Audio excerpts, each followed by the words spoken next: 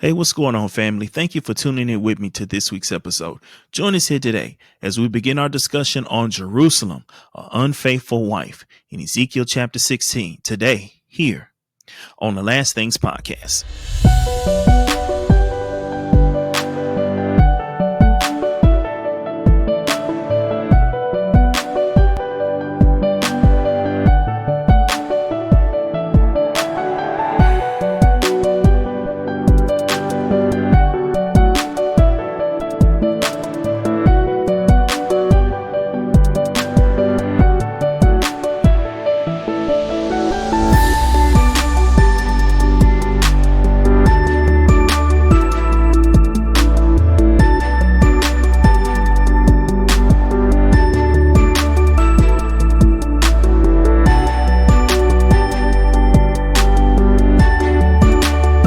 Hey, what's up, family? This your boy Damien coming to you once again with another fantastic episode of the Last Things podcast, where we on a journey to truth. It is indeed an honor and a privilege to come before you once again as we discuss the Word of God. How's everybody doing on today? I want to thank you guys so much for tuning in with me to this week's episode. We got ourselves a very special episode this week, man. Last week, we covered Ezekiel chapter 15, where God called Jerusalem a useless vine. And we looked at how Jesus called himself the true vine in John chapter 15. And we saw a couple of similarities. One thing was, more differences than anything. One thing that we saw was God was going to take the whole vine in Ezekiel and throw it into the fire, right, to be burned. And he said if they escape from one fire, he'll make sure that they get into another fire. So it's like out of the fire into another fire. Now, in John, however, Jesus calls himself the true vine. And what happens and he says that when a branch does not produce good fruit, it is broken off, it falls off, and it's thrown into the fire. And the branches attached to him that produce good fruit, he said God would prune those branches and they would continue to produce more fruit. Now, if you saw if you saw in John 15, Jesus is not getting thrown into the fire. The nation of Jerusalem, however, in Ezekiel 15 is being thrown into the fire. So we saw a lot of differences between those two comparisons. And, we saw that, which is just a coincidence, Ezekiel chapter 15, and then we're looking at John chapter 15. So we see two different chapter 15s. Okay. So last week we covered Ezekiel chapter 15.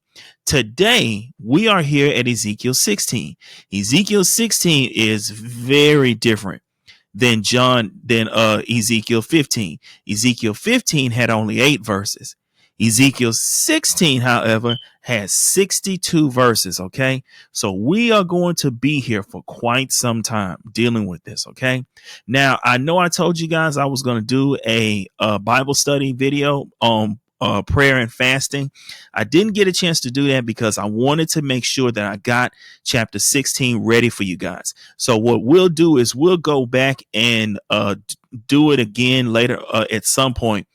Well, I don't know, because right now I'm really thinking about not doing any more Bible study lessons till next year. And the reason being is because after talking to H2O, there's a lot of I got a couple of ideas on what to do with that Bible study. OK, and I want to keep it as separate from the podcast as possible. So I'll probably do. I wanted to do that, the prayer and fasting, and what Mary saw in Jesus' resurrection. We'll go ahead on and do those two Bible study lessons. And then afterwards, we'll shut down the Bible study until next year after we revamp it. OK, so we'll do those 2 Bible study lessons at some point. And then after we get those, I tell you what, this Saturday, since I've gotten chapter 16 done, we'll get that prayer and fasting one up this Saturday. And then next Saturday, we'll do the one where where Jesus, what Mary saw with Jesus's tomb and how it relates to the Ark of the Covenant. Okay, so we'll work on those. We'll get the prayer and fast one out this Saturday. Then next Saturday we'll focus on that one, the Ark of the Covenant. What does that really mean? Okay, so we'll focus on that. But anyway, enough about that. Let's get into what we're here for.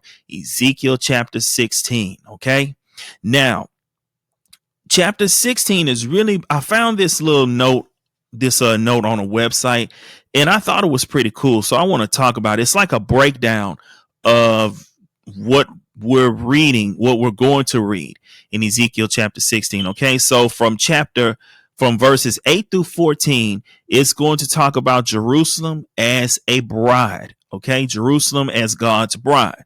All right. Now from 15 through 22, however, verses 15 through 22 will discuss Jerusalem's rebellion and fall from virtuous bride to adulterous bride. Okay. And then from verse 23 through 31, it's the accusations of infidelity that God levies. Now, I will say really from 23 to 37 is going to be the accusations of infidelity. That's my opinion of it. Okay. And then from verse 38 through 59, it's talking about the redemptive judgment. Okay. How they're going to be redeemed. And then from verse 60 on through 63, it's a promise of a future restoration. Okay. So that's kind of the breakdown for Ezekiel chapter 16. I found that on this website and I thought that was just very good. So I wanted to make sure to kind of read that off. Okay. So let's do this. Let's jump into it. We are here at Ezekiel chapter 16. Let's go to verse 1. Okay. Then another message came to me from the Lord. Son of man, confront Jerusalem with her detestable sins. Give her this message from the sovereign Lord. Let's stop. Let me finish verse 3. You are nothing but a Canaanite. Your father was an Amorite and your mother a Hittite. Okay, so let's stop right here. First, we see in verse 1, Ezekiel said this is another message. So this is not a continuation of chapter 15. This is the beginning of a brand new message that Ezekiel has received from God. Okay. And God tells him, confront Jerusalem with her detestable sins.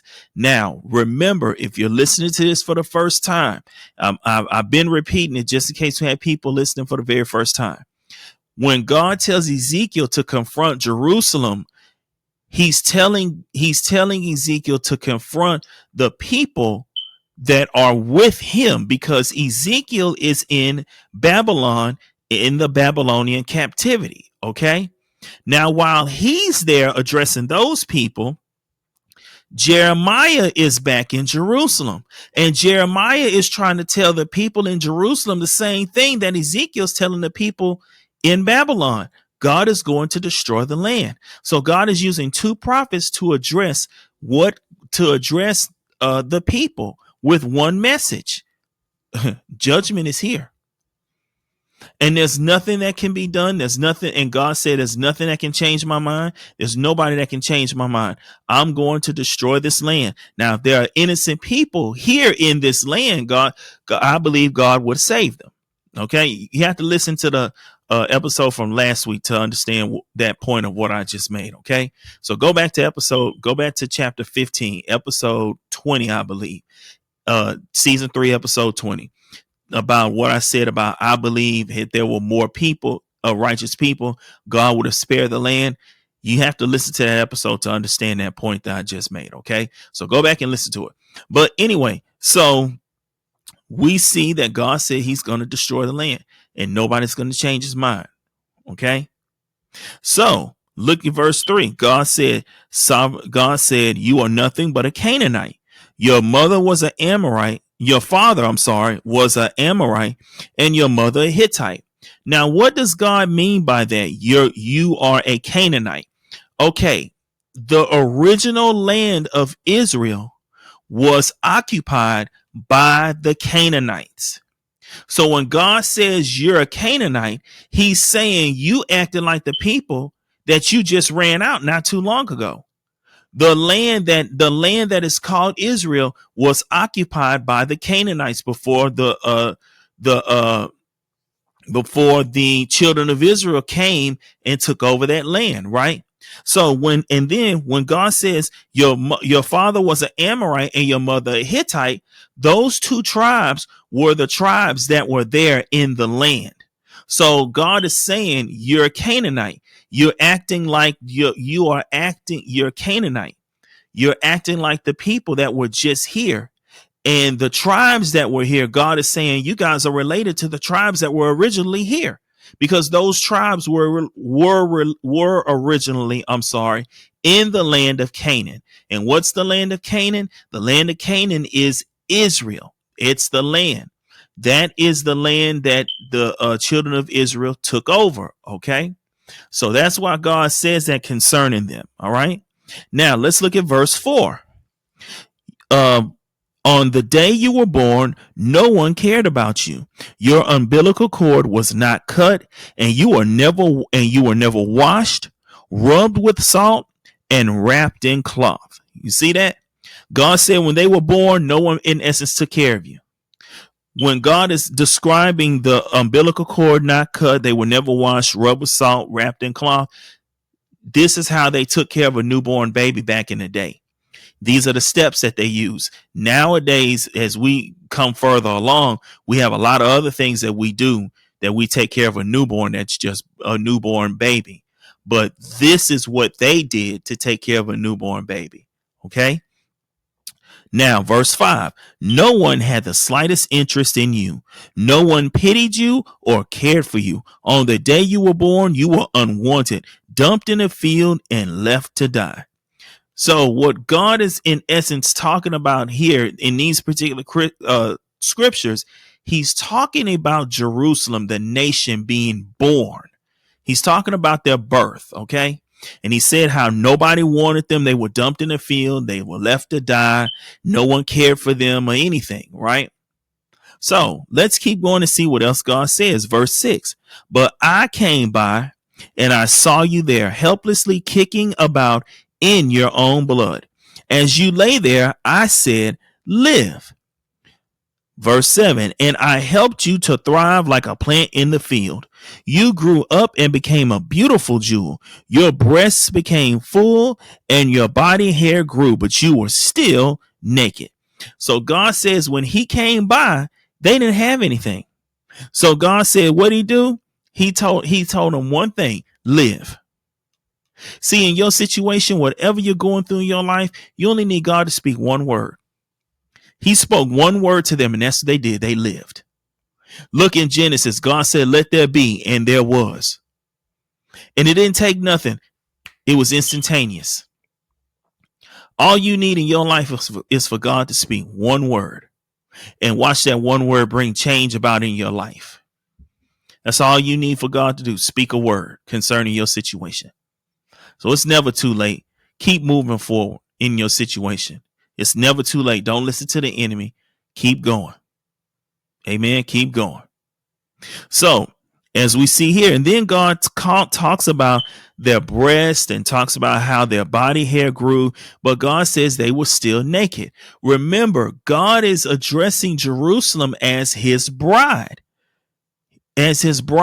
So as he talks about Jerusalem, you hear him talk about Jerusalem like an unfaithful woman. So that's how God is addressing Jerusalem, as an unfaithful woman. Okay.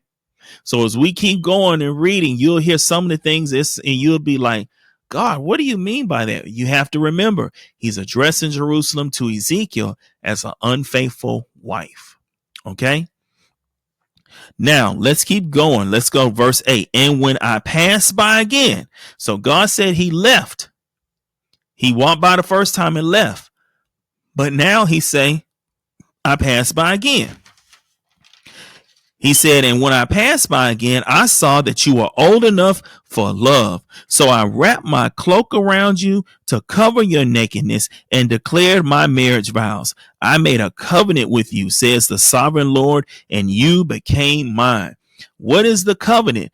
The covenant that he's speaking of is the original covenant, the original 10 commandments Moses got from the mountaintop. That's the covenant that God is speaking of concerning them. He said, I made a covenant with you.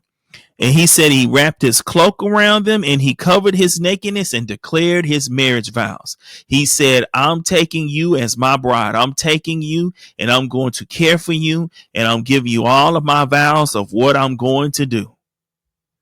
And then he said he made a covenant with them to say, I'm going to do these things. And what is the covenant? It's the original 10 commandments that Moses got from the mountaintop. That is the covenant that he made. Now, I want you to keep that word covenant in your mind somewhere, because later on towards the middle or the end of chapter 16, God's going to discuss that covenant again. Okay, so it's going to come up at some point again. But just remember, it's the first covenant. It's the covenant of the 10 commandments that Moses got. Okay, now let's keep going. All right, verse 9. Then I bathed you and washed off your blood, and I rubbed fragrant oils into your skin. Verse 10. I gave you expensive clothing from the fine. I gave you expensive clothing of fine linen and silk, beautifully embroidered, and sandals made of fine goatskin leather. Verse 11. I gave you lovely jewelry, bracelets, beautiful necklaces, and a ring for your nose. That was verse 12. A ring for your nose, earrings for your ears, and a lovely crown on your forehead. Verse 13. And so you were adorned with gold and silver. Your clothes were made of fine linen, and costly fabric, and were beautifully embroidered. You ate the finest foods, choice flour, honey, and olive oil, and became more beautiful than ever. You look like a queen, and so you were. Verse 14. Your fame soon spread throughout the world because of your beauty. I dressed you in my splendor and perfected your beauty, says the sovereign Lord. So God sees them. He tells them to live.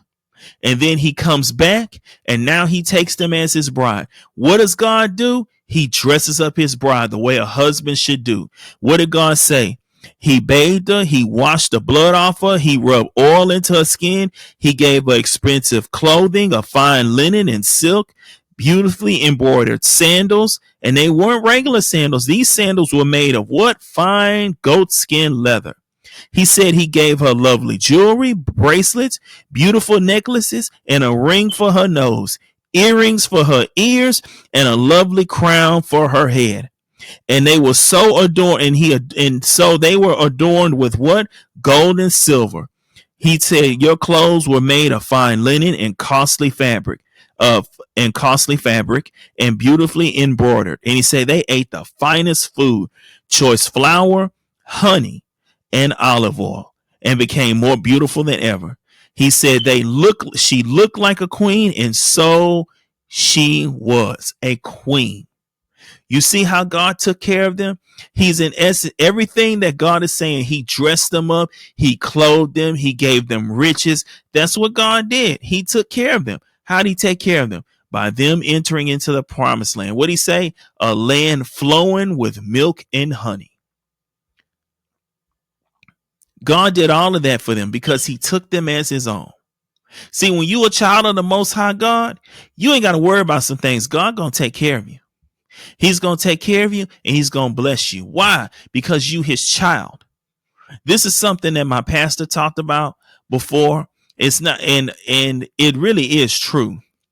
God has to take care of you. Why?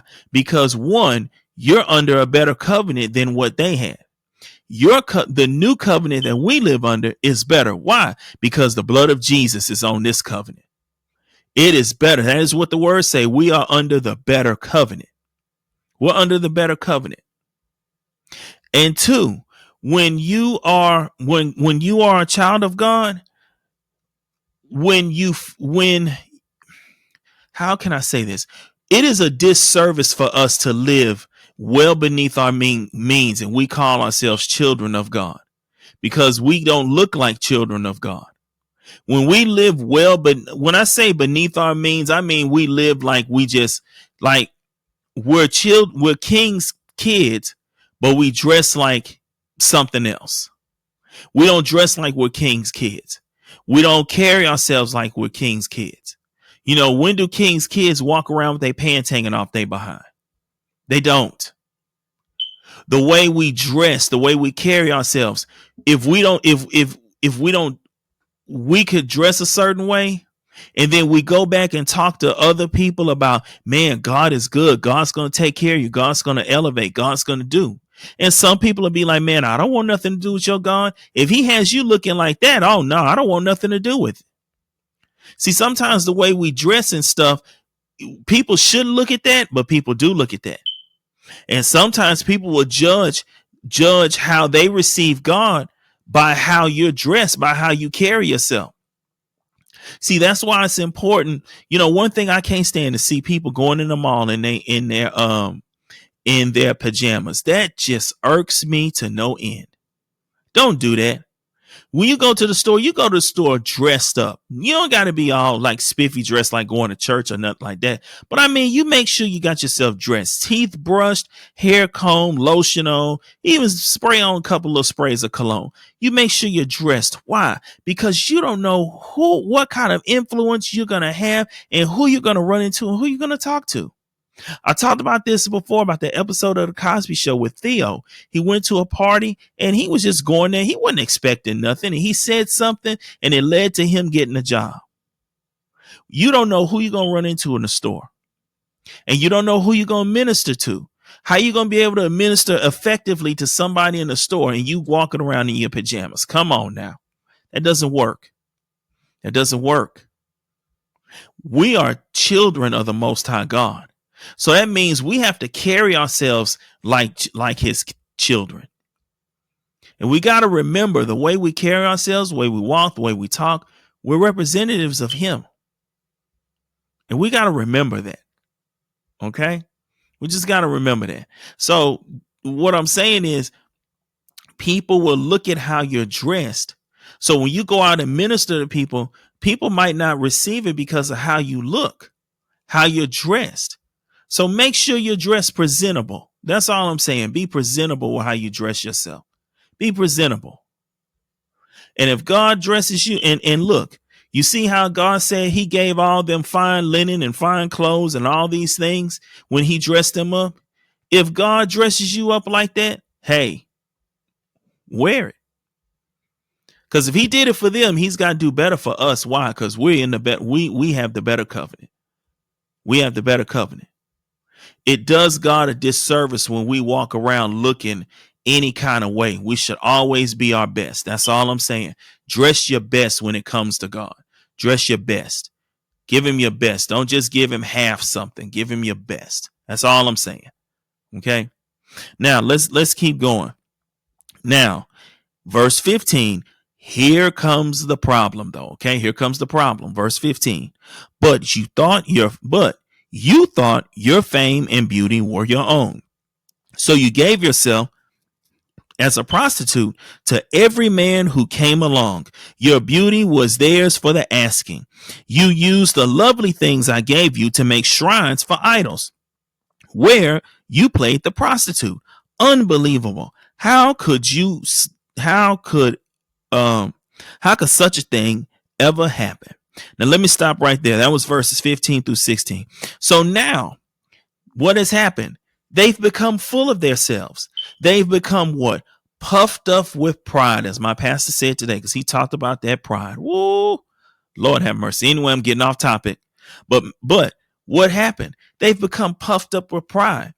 They're beginning to smell themselves. They're beginning to feel like, oh man, it's all us. It's all us. They forgot about God. They forgot. No, you have what you have because what God has done for you. It's not you, it's God. But they started thinking, they started getting a big head. They started getting a big head. And God, and look at what God said. They gave themselves as a prostitute to every man who came along. So what is God saying? They have just gone from a virtuous woman to an adulterous woman. Now, when God says they're a prostitute, what do you mean you're a prostitute? They acting like a prostitute. Me as what? How about this? We'll see what God means when he calls them a prostitute later on, because we know what a prostitute is, somebody who pays for sex, right? But God's going to twist that definition a little bit. But in essence, he's saying you guys are prostituting yourselves. You're prostituting yourselves. What does that? Well, I tell you what, let's get to it and we'll see. And I'll show you there what God means when he's calling them a prostitute. Okay. Let's go. Verse 16. You used the lovely things I gave you to make shrines for idols where you played the prostitute. I'm sorry. Unbelievable. How could such a thing ever happen? So everything that God had given them. So let's go back up from verse 10. He gave them expensive clothing of fine linen, silk, sandals made of goatskin. He gave them jewelry, bracelets, necklaces, a ring for their nose, and earrings for their ears, and a crown on their head. What did God just say? He said, the lovely things I gave you, you used them to make shrines for idols, where you played the prostitute. God said, unbelievable. How could such a thing ever happen? Everything that God blessed them with, they turn around and now using it for something ungodly. Craziest thing in the world, ain't it? Oh, but it gets even better. It gets even better. Let's keep going. All right. Let's keep going. Verse 17. You took the very jewels and gold and silver ornaments I had given you and made statues of men and worshiped them. This is adultery against me. You see that? God said they took all the statues and all the gold that they got. They took it and made statues of men and they began to worship them. And God said, that is adultery against me. He said it's adultery. They're cheating on God with these statues. So when he said, we're still talking about that definition of a prostitute. What is a prostitute? Somebody, a woman who gets paid to have intimacy relations with a person. That's what a prostitute is. Okay. I'm being nice about it because I keep my videos open for kids to see. Okay. So I'm beating around the bush. You adults, y'all know what I'm saying, but I'm trying to keep it PG for the kids. Okay. So let's keep going. All right. Verse 18. You used the beautifully embroidered clothes I gave you to dress your idols. Then you used my special oil and my incense to worship them. Verse 19. Imagine it. You set before them as a sacrifice the choice flour, olive oil, and honey I had given you, says the sovereign Lord. You see that? Everything that God gave them, they've turned around and used to worship idols. And God say it's adultery against me. They're committing adultery. They are committing adultery. That's why God is calling them a prostitute, because you're prostituting yourselves. You're giving yourselves to people who come along and you're giving yourselves to them. Now, the crazy part about them being a prostitute is normally a prostitute is paid for their service, right? We're going to see that later on because God's going to say something about them. You're going to be like, how crazy can you people be? But we're going to see that later on. Okay.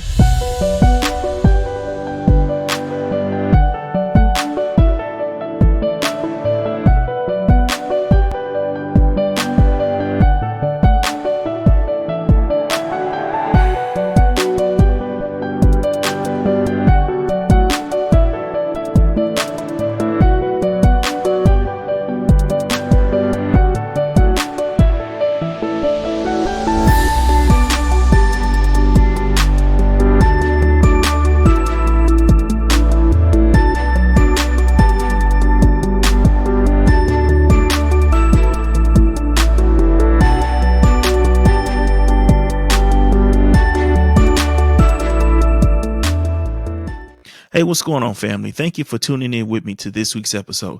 Join us here next week as we continue our discussion on Jerusalem, an unfaithful wife, in Ezekiel chapter 16. Next week, here on the Last Things podcast. Love you guys. Be blessed.